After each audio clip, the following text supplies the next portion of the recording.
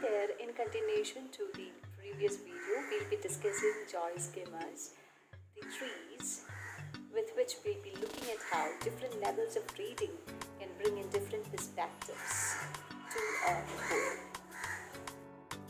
The primary reading of the poem Trees by Joyce Kilmer shows how the poem follows the Wordsworthian romantic tradition of its appreciation for the nature and for all that we call the blessings of the nature.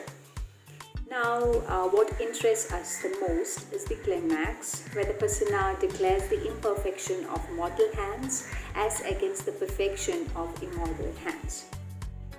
On a secondary level of reading, I spent more time on each and every line, whereby I understood that the poem comprises of 6 couplets with end rhymes. And it follows the ABAB pattern. Now, for instance, end rhymes include see tree, pressed breast, day pray, etc.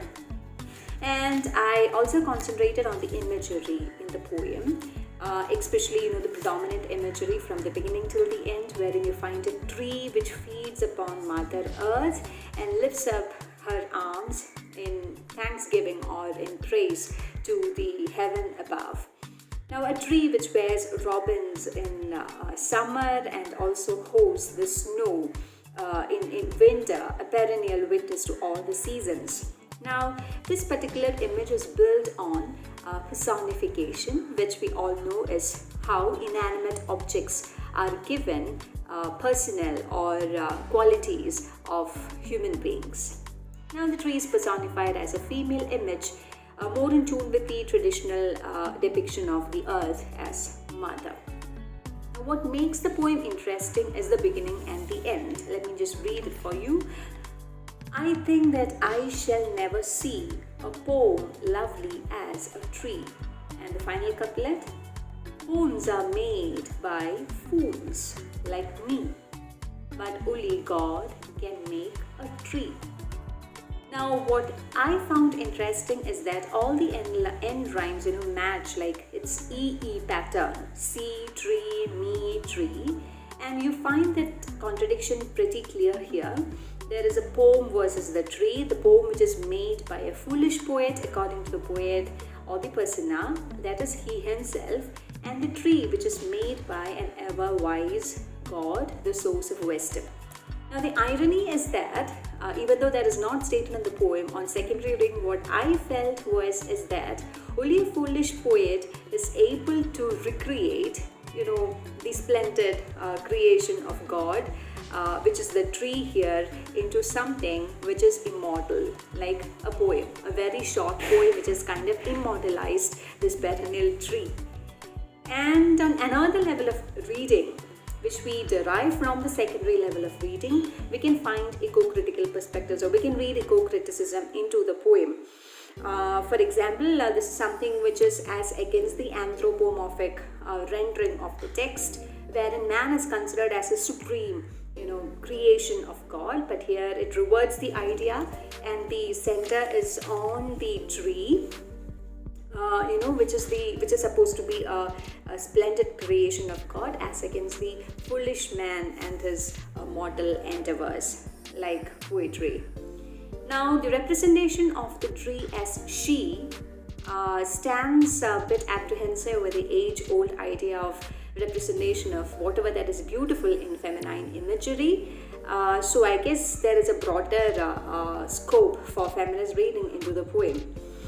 Now, I could not help but compare the poem with Frost, especially the last lines of Frost says, miles to go before I sleep, miles to go before I sleep. So Frost also admits that the woods are lovely and deep, but he does not negate human endeavors. He's looking forward to the miles which he has to go before he rests. And also it brought brought to my mind on Killing a Tree by Chief Patel, wherein the tree is more a source of strength rather than appreciated for its physical appearance or its beauty. And Patel says it is quite difficult to pull out the tree and pull up a tree is something which requires more than human strength.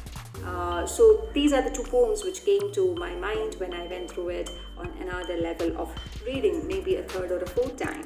Before I wind up, let me just brief you that Trees is the most widely read, almost the only, I should say, widely read poem by Kilmer before who was killed in the First World War at the age of 31. And though critics claim that there was one particular tree which Kilmer was talking about in the poem, his son and his wife differs from the opinion, and they say that Kilmer did not have any particular tree in his mind, but it's basically a reference to trees in a collective sense. So this is just to show you how different levels of reading can bring in beautiful interpretations of a poem. If we had stopped with the first reading, we would have never gone through all this. We would have never found the real beauty of the tree, which has been penned by a beautiful poet. Thank you. Hope you enjoyed the very short criticism on Trees by Kilmer. I would like to continue the same with a short story in the next video. Stay tuned. Bye-bye.